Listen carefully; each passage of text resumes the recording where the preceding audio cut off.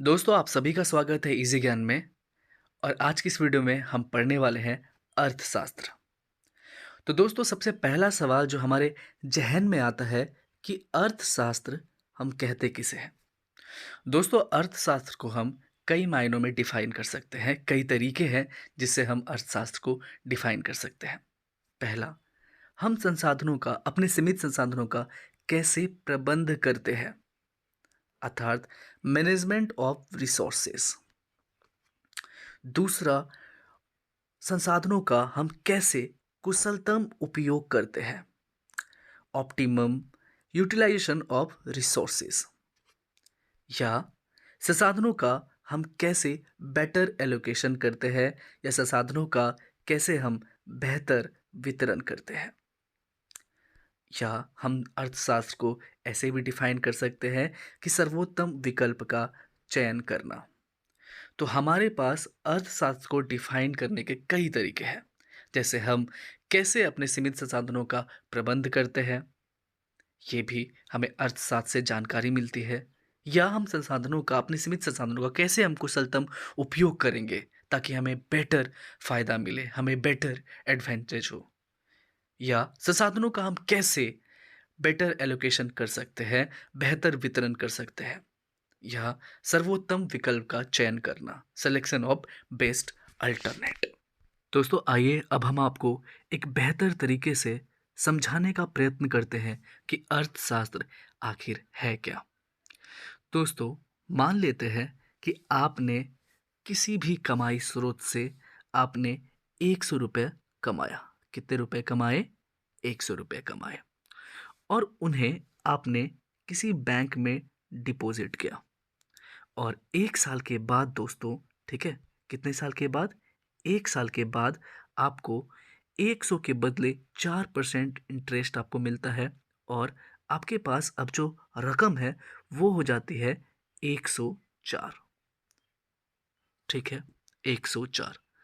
और एक दूसरा व्यक्ति है, इन्होंने भी कई स्रोतों से अपने 100 रुपये कमाया और उन्होंने इसे बैंक में ना डालकर इन्होंने बिजनेस में लगाया।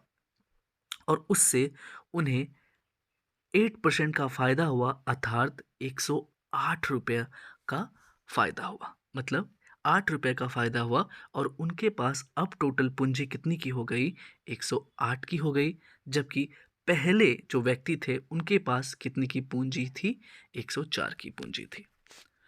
अब दोस्तों क्या होता है, इन 1 साल में महंगाई जो है वह 6% बढ़ जाती है। महंगाई कितनी हो जाती है? इन्फ्लेशन कितनी बढ़ जाती है? तो 6% इन्फ्लेशन बढ़ जाती है। तो दोस्तों कोई सामान जो पहले 100 रुपये में हमें मिल रहा था, ठीक है, 100 रुपये में मिल रहा था, इन्फ्लेशन के कारण, महंगाई बढ़ने के कारण अब वो चीज़ हमें कितने में मिल रही है? तो अब वो चीज़ हमें 106 रुपये में मिल रही है। तो बताइए, क्या दोस्त, जो पहले जो व्यक्ति थे इन्होंने बैंक में डिपॉजिट करा और 4% उन्हें इंटरेस्ट मिला, क्या वो इस सामग्री को खरीद पाएंगे जो पहले वो 100 रुपये में खरीद सकते थे? नहीं। तो इन्फ्लेशन के कारण ये वो सामान नहीं खरीद पाएंगे। जबकि एक दूसरा व्यक्ति जिन्होंने बिजनेस में लगाया पैसा और उन्हें 8% का फायदा हुआ, उनके पास पूंजी 108 है, वो आराम से खरीद सकते हैं इसे। तो आप देख सकते हैं, बैंक में डिपॉजिट करने से, बैंक में पैसा रखने से इन्हें 2 का नुकसान हो गया, जबकि इन्हें बिजनेस में पैसा लगाने से 2 का मुनाफा हो गया। अब इनके पास इतने पैसे हैं कि वो चीज़ वो उन्होंने परचेस भी कर ली और इसके पास 2 बच भी गए। जबकि बैंक में डिपॉजिट करने के बाद भी इन्हें 2 का नुकसान ही हो गया कि वो अब वो चीज़ महंगाई बढ़ने के कारण नहीं खरीद पाए। तो दोस्तों आप बता सकते हैं इनमें से किन्होंने अपने संसाधन का बेहतर यूज किया है? तो आप कह सकते हैं कि दूसरा पर्सन ने बेहतर यूज किया है। तो यही तो अर्थशास्त्र है। यही तो अर्थशास्त्र हमें समझाने का प्रयत्न करती है कि हम अपने सीमित संसाधनों का कैसे कुशलतम प्रयोग कर सकेंगे। दोस्तों अब दूसरा सवाल हमारे जहन में आता है, हमारे मन में आता है कि आखिर क्यों अर्थशास्त्र की उत्पत्ति हुई, अर्थशास्त्र की उत्पत्ति का कारण ही क्या है।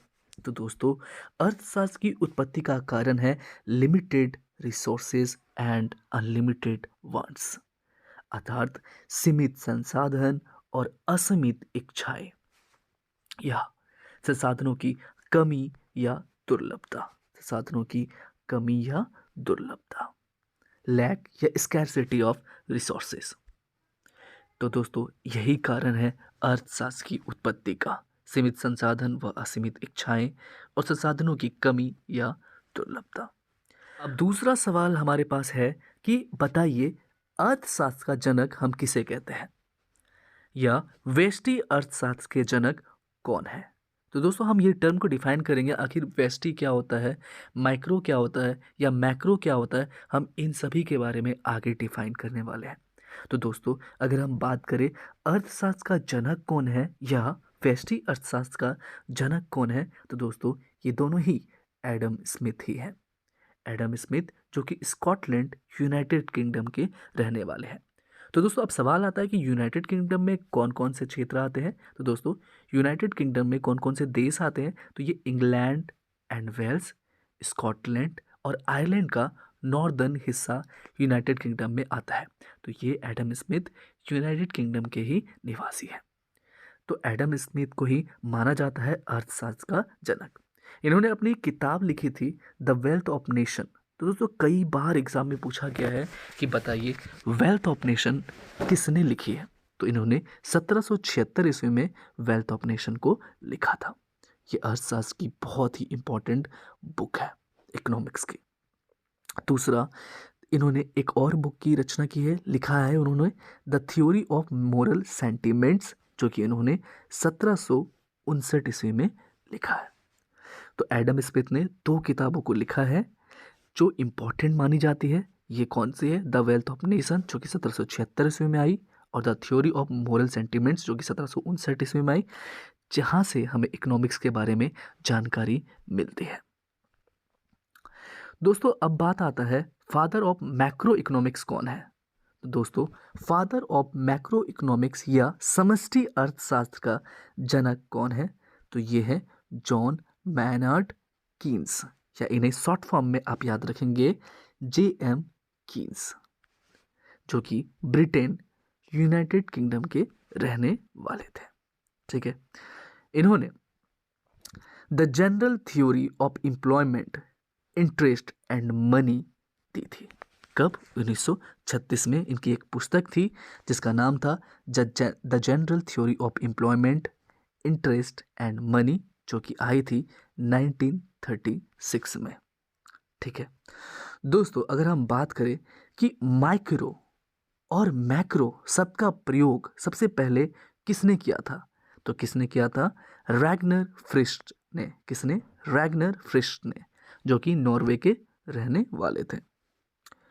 आगे, इकोनोमेट्रिक्स वर्ड जो है ये किसके द्वारा उपयोग में लाया गया था सबसे पहला, तो ये भी रैगनर फ्रिस्ट ने ही किया था, जो कि नॉर्वे के रहने वाले हैं। तो दो बातें हमें याद रखना है, माइक्रो व मैक्रो शब्द का सबसे प्रथम उपयोग किसने किया था, तो रैगनर फ्रिस्ट ने, जो कि नॉर्वे के रहने वाले थे। और इकोनोमेट्रिक शब्द का उपयोग किसने किया था, तो रैगनर फ्रिस्ट ने, जिन्होंने जो नॉर्वे के ही रहने वाले थे। अर्थशास्त्र में पहला नोबेल प्राइज जो है, जो कि इकोनॉमिक्स, ठीक है, में दिया गया था। अर्थशास्त्र में पहला नोबेल पुरस्कार 1969 को किन्हें मिला था, तो रैगनर फ्रिस्ट को ही मिला था और जैन टिनबर्गन को मिला था। तो अगर आपसे पूछा जाए कि अर्थशास्त्र में सबसे पहला नोबेल पुरस्कार 1969 में किसे दिया गया था, तो रैगनर फिश और जैन टिनबर्गन को। किसे, रैगनर फिश और जैन टिनबर्गन को 1969 में इकोनॉमिक्स में नोबेल प्राइज मिला था। इंडिया से अगर हम बात करें तो इंडिया से नोबेल प्राइज इकोनॉमिक्स में लिया है 1998 में अमर्त्य सेन ने और 2019 में अभिजीत बनर्जी ने। तो इंडिया से नोबेल प्राइज लेने वाले इकोनॉमिक्स में 1998 में है अमर्त्य सेन, जो कि भारत के ही रहने वाले हैं, और 2019 में अभिजीत बनर्जी। दोस्तों, आइए अब हम जानते हैं कि आखिर इकोनॉमिक्स शब्द जो है आया कहाँ से और इसके शाब्दिक अर्थ क्या है और भी सारी विभिन्न जानकारियाँ। तो दोस्तों, इकोनॉमिक्स वर्ड्स लिटरली इनकी मीनिंग क्या है? तो इसकी मीनिंग है हाउस होल्ड मैनेजमेंट। इकोनॉमिक शब्द का शाब्दिक अर्थ ही है गृहस्थ प्रबंधन। क्या है दोस्तों? गृहस्थ प्रबंधन। अगर हम इकोनॉमिक्स वर्ड के बारे में बात करें तो इन्हें डिराइव किया गया है ग्रीक लैंग्वेज से, अर्थात यूनानी भाषा से। ठीक है, इकोनॉमिक शब्द की उत्पत्ति यूनानी भाषा से हुई है। अगर हम इकोनॉमिक शब्द का शाब्दिक अर्थ जानें तो यह है गृहस्थ प्रबंधन, जबकि इस शब्द की उत्पत्ति यूनानी भाषा अर्थात ग्रीक लैंग्वेज से हुई है। अब एक वर्ड आता है ओइकोनोमस या ओइकोनोमिया। ध्यान से सुनिएगा, ओइकोनोमस या ओइकोनोमिया। दोस्तों, ओइको का मीनिंग होता है हाउस या घर, जिसका मतलब है गृह, और नोमोस का मतलब होता है लॉ, रूल या मैनेजमेंट, नियम या कानून। इन्हीं शब्द से ही तो इकोनॉमिक शब्द की उत्पत्ति हुई है। तो दोस्तों, अगर हम इनके शब्द संक्षेप के बारे में जाने, शब्द को तोड़े, तो ये आया कहाँ से है? यह आया है ओइकोनोमस या ओइकोनोमिया से। ओइको का अर्थ होता है घर या गृह, जबकि नोमोस का अर्थ होता है नियम या कानून या प्रबंधन, लॉ या रूल्स या मैनेजमेंट। दोस्तों, भारत में अगर हम अर्थशास्त्र के बारे में जानें तो एक फेमस व्यक्ति है जिनका नाम है कौटिल्य, चाणक्य, विष्णुगुप्त। कौटिल्य, इन्हें कौटिल्य के नाम से भी जानते हैं हम लोग, चाणक्य के नाम से भी जानते हैं और विष्णुगुप्त के नाम से भी जानते हैं। इन्होंने अपनी पुस्तक, देखिए, इन्होंने अपनी पुस्तक अर्थशास्त्र, जो कि इन्होंने कब लिखी थी? तो लगभग 250 BC, 250 ईसा वर्ष पूर्व।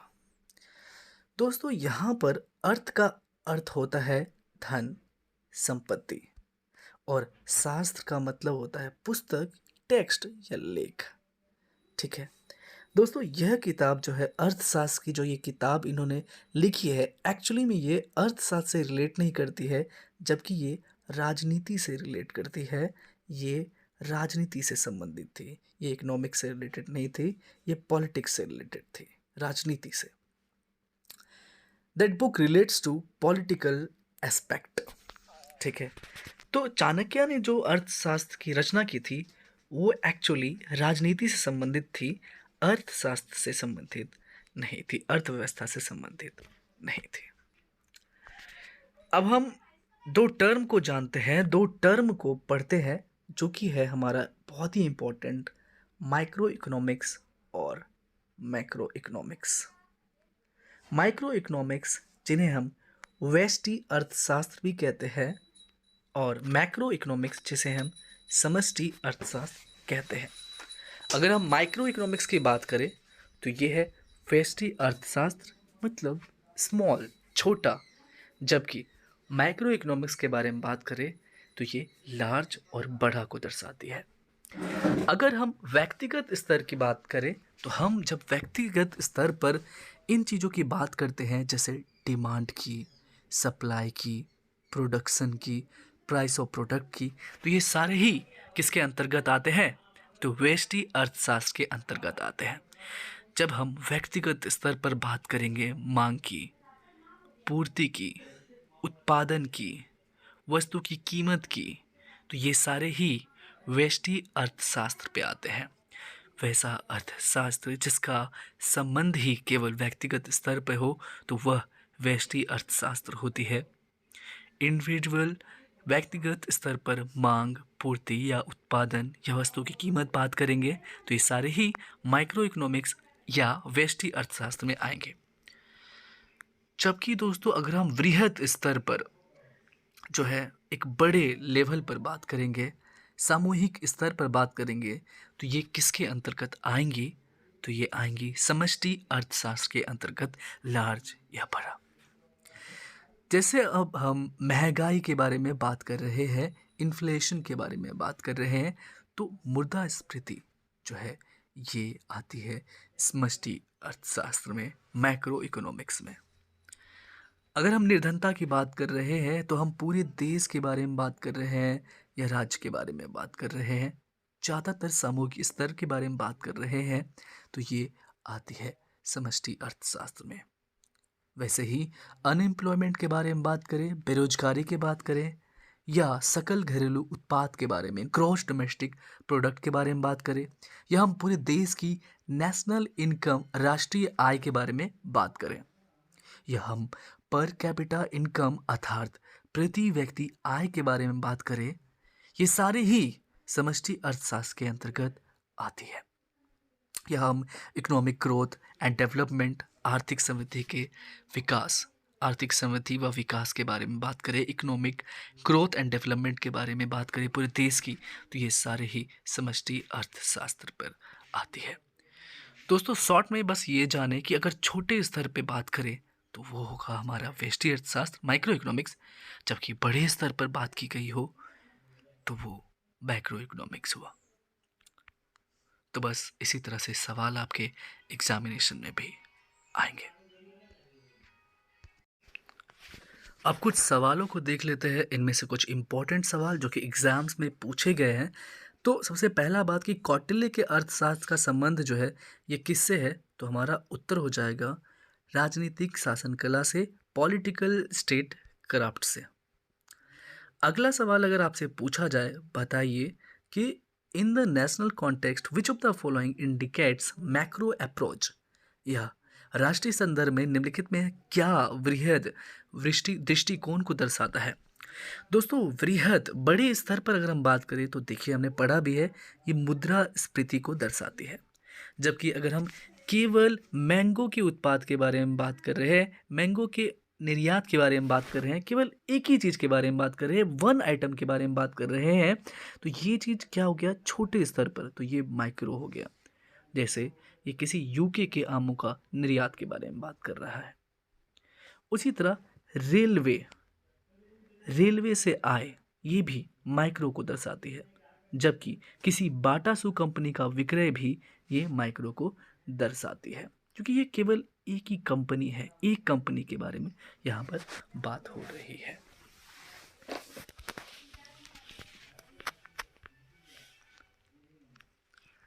नेक्स्ट क्वेश्चन कहता है कि राष्ट्रीय दृष्टिकोण से निम्नलिखित में से क्या सूक्ष्म व्यष्टि दृष्टिकोण को दर्शाता है।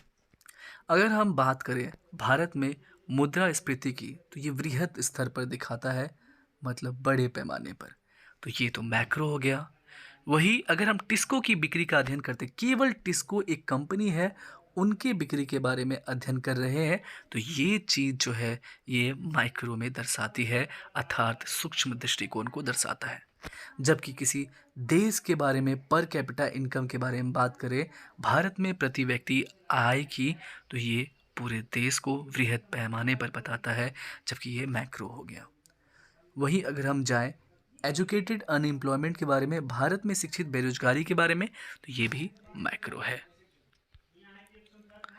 अगला सवाल कहता है कि बताइए कि माइक्रो व मैक्रो अर्थशास्त्र शब्द का प्रयोग किसने किया था, तो हम सभी जानते हैं रैगनर फ्रिस्ट ने, जिन्हें हम जानते हैं कि इन्हें नोबेल प्राइज भी मिल चुका है।